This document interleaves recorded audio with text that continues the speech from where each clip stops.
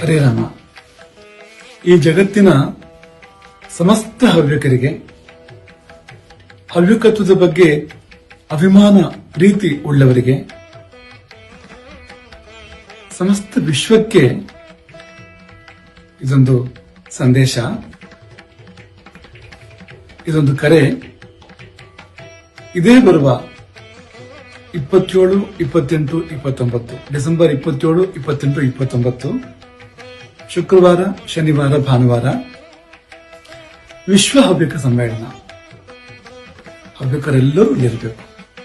ಹಿರಿಯರು, ಕಿರಿಯರು, ಮಹಿಳೆಯರು, ಮಕ್ಕಳು ಯಾರೊಬ್ಬರನ್ನು ಬಿಡದೆ ಸಮಸ್ತರು ಆ ಸಮಯದಲ್ಲಿ ಅರಮನೆ ಮೈದಾನದಲ್ಲಿ ನಡೀತಕ್ಕಂಥ ಆ ಭವ್ಯ ಸಮಾರಂಭದಲ್ಲಿ ಅದೊಂದು ಆನಂದ ಪರ್ವ, ಅಭಿಮಾನದ ಅಭಿವ್ಯಕ್ತಿ.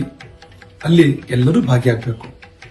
ಯಾಕೆಂದ್ರೆ ಹವ್ಯಕತ್ವವೇ ವಿಶ್ವರೂಪವನ್ನು ಪ್ರಕಟಿಸುವಾಗ, ಅದೊಂದು ಸಮುದ್ರವಾಗಿ ಬೋರ್ಗರೆದು ಮೇಲೆ ಹೇಳುವಾಗ ನಾವಿಲ್ಲ ಅಂತ ಆಗಬಾರದು.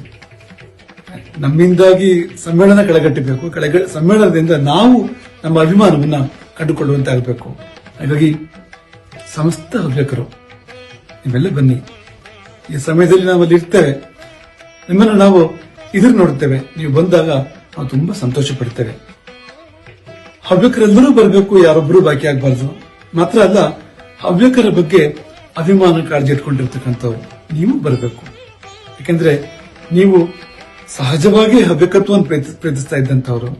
ಹವ್ಯಕತ್ವ ತನ್ನನ್ನು ತಾನು ಅನ್ಯಾದೃಶವಾಗಿ ವ್ಯಕ್ತಪಡಿಸಿಕೊಡ್ತಕ್ಕಂಥ ಸಂದರ್ಭದಲ್ಲಿ ನೀವು ಇಳಿದಿದ್ರೆ ಅದೊಂದು ಕೊರತೆ. ಹಾಗಾಗಿ ಎಲ್ಲ ಹವ್ಯಕ ಪ್ರೇಮಿಗಳು, ಹವ್ಯಕತ್ವದ ಬಗ್ಗೆ ಕಾಳಜಿ ಇಟ್ಕೊಂಡಿರ್ತಕ್ಕಂಥವ್ರು ನೀವು ಬನ್ನಿ. ನೀವು ಕೂಡ ಹವ್ಯಕರಿಗಂತ ಏನೂ ಕಡಿಮೆ ಅಲ್ಲ. ಈ ಭಾವದಿಂದ ನಾವು ನಿಮ್ಮನ್ನ ನೋಡ್ತೇವೆ.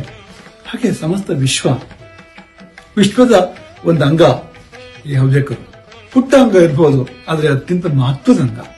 ಈ ಜನಾಂಗ ಅಪರೂಪದ ಜನಾಂಗ, ಅದ್ಭುತವಾಗಿರ್ತಕ್ಕಂಥ ಪ್ರತಿಭಾಶಾಲಿ, ಸಂಸ್ಕಾರಶಾಲಿ ಜನಾಂಗ. ಇಂಥ ಜನಾಂಗ ಒಂದು ತನ್ನನ್ನು ತಾನು ಕಂಡುಕೊಳ್ಳುವಾಗ, ತನ್ನನ್ನು ತಾನು ಜಗತ್ತಿನ ಮಧ್ಯೆ ತೆರೆದುಕೊಳ್ಳುವಾಗ ಜಗತ್ತು ಈ ಕಡೆಗೆ ದೃಷ್ಟಿ ಹರಿಸಬೇಕು. ನೀವು ಯಾರಾದರೂ ಈ ಸಮ್ಮೇಳನಕ್ಕೆ ಬನ್ನಿ, ಹವ್ಯಕತನವನ್ನ ಸಾಕ್ಷಾತ್ಕಾರ ಮಾಡಿ ಬನ್ನಿ. ನಿಮಗೆ ಇದು ಹವ್ಯಕರ ಒಂದು ಗುರುಪೀಠವಾಗಿರತಕ್ಕಂಥ ಶ್ರೀ ರಾಮಚಂದ್ರಾಪುರ ಮಠದ ಪರಮಪ್ರೇಮದ ಆಮಂತ್ರಣ ಅಥವಾ ನಿಮಂತ್ರಣ.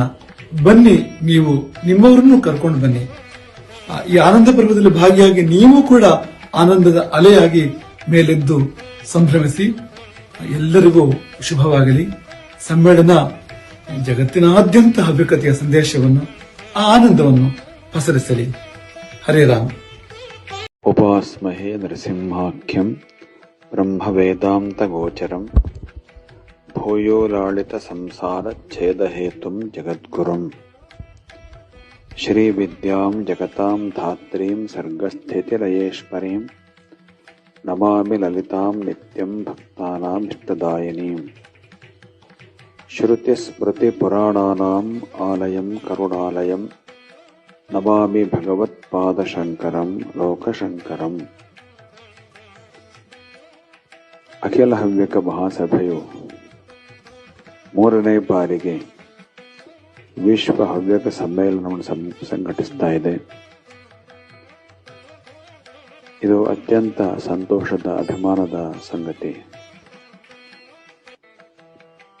ಈ ಕಾರ್ಯಕ್ರಮ ಬರುವ ಡಿಸೆಂಬರ್ 27, 28, 29ರಂದು ಬೆಂಗಳೂರಿನ ಅರಮನೆ ಮೈದಾನದಲ್ಲಿ ನಡೆಯಲಿಕ್ಕಿದೆ. ಹವ್ಯಕರ ಸರ್ವಾಂಗೀಣ ಅಭಿವೃದ್ಧಿಯ ದೃಷ್ಟಿಯಿಂದ ಈ ವಿಶ್ವ ಸಮ್ಮೇಳನ ಅತ್ಯಂತ ಮಹತ್ವಪೂರ್ಣ, ಅತ್ಯಂತ ಐತಿಹಾಸಿಕವಾದ್ದು. ಈ ಕಾರ್ಯಕ್ರಮದಲ್ಲಿ ಎಲ್ಲ ಹವ್ಯಕರು, ಎಲ್ಲರೂ ಶ್ರದ್ಧೆಯಿಂದ ಭಾಗವಹಿಸಬೇಕು. ಒಂದು ಸುಂದರ ಸಂಸ್ಕೃತಿಯ ಉಳಿಗೆ ನಿಮ್ಮೆಲ್ಲರ ಭಾಗವಹಿಸುವಿಕೆ ಅತ್ಯಂತ ಅಗತ್ಯ. ಈ ಕಾರ್ಯಕ್ರಮದಲ್ಲಿ ನಾವು ಭಾಗವಹಿಸ್ತಾ ಇದ್ದೇವೆ 29ನೇ ತಾರೀಕಿನ ಸಹಸ್ರಚಂದ್ರ ಸಭೆಯಲ್ಲಿ. ಆದ್ದರಿಂದ ಎಲ್ಲ ಹವ್ಯಕ ಮಹಾಜನರು, ಎಲ್ಲ ಮಾತೆಯರು ಮತ್ತು ಎಲ್ಲರೂ ಇದರಲ್ಲಿ ಭಾಗವಹಿಸಬೇಕು, ಈ ಕಾರ್ಯಕ್ರಮವನ್ನು ಯಶಸ್ವಿಗೊಳಿಸಬೇಕು ಎಂಬುದಾಗಿ ನಮ್ಮ ಕಳಕಳಿ. ಲೋಕಾಹ ಸಮಸ್ತಾಹ ಸುಖಿನೋ ಭವಂತು. ನಾರಾಯಣ ನಾರಾಯಣ ನಾರಾಯಣ.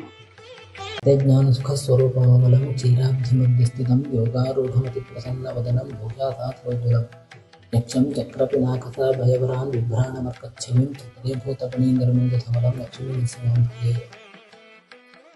ಸದಾಶಿವಸಮಾರಂಭಾಂ ಶಂಕರಾಚಾರ್ಯ ಮಧ್ಯಮಾಂ ಅಸ್ಮದಾಚಾರ್ಯ ಪರ್ಯಂತಾಂ ವಂದೇ ಗುರುಪರಂಪರಾಂ. ಭಾರತೀಯ ಪರಂಪರೆಯಲ್ಲಿ ಚಿಕ್ಕದಾದ ಸಮುದಾಯ ಹವ್ಯಕ ಸಮುದಾಯ.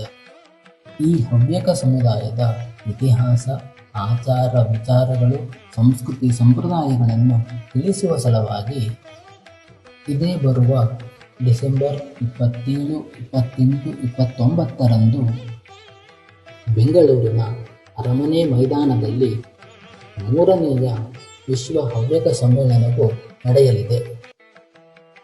ಈ ಹವ್ಯಕ ಸಮ್ಮೇಳನದಲ್ಲಿ ಕರ್ಮಾಂಗವಾಗಿ ಅನೇಕ ಹೋಮ ಹವನಗಳು, ಭಕ್ತಿಯ ಅಂಗವಾಗಿ ಭಗವದ್ಗೀತಾ ಪಠಣ ಹಾಗೂ ಅನೇಕ ಸಾಂಸ್ಕೃತಿಕ ಕಾರ್ಯಕ್ರಮಗಳು ಹಾಗೂ ಜ್ಞಾನಕ್ಕೆ ಸಂಬಂಧಪಟ್ಟು ಅನೇಕ ಗೋಷ್ಠಿಗಳು ನಡೆಯಲಿವೆ.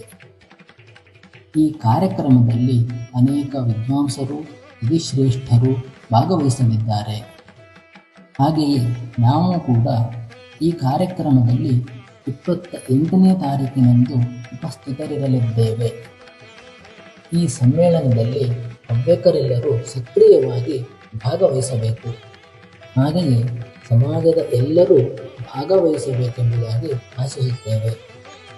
ಈ ವಿಶ್ವ ಸಮ್ಮೇಳನವು ವೈಭವೋಪೇತವಾಗಿ ಮೂಡಿಬರಲಿ. ಇದಕ್ಕಾಗಿ ಶ್ರಮಿಸುತ್ತಿರುವ ಎಲ್ಲರ ಉತ್ಸಾಹವು ಇಮ್ಮಡಿಯಾಗಲಿ ಎಂದು ನಾರಾಯಣ ಸ್ಮರಣಪೂರ್ವಕವಾಗಿ ಆಶೀರ್ವದಿಸುತ್ತೇವೆ. ಹರಿ ಓಂ.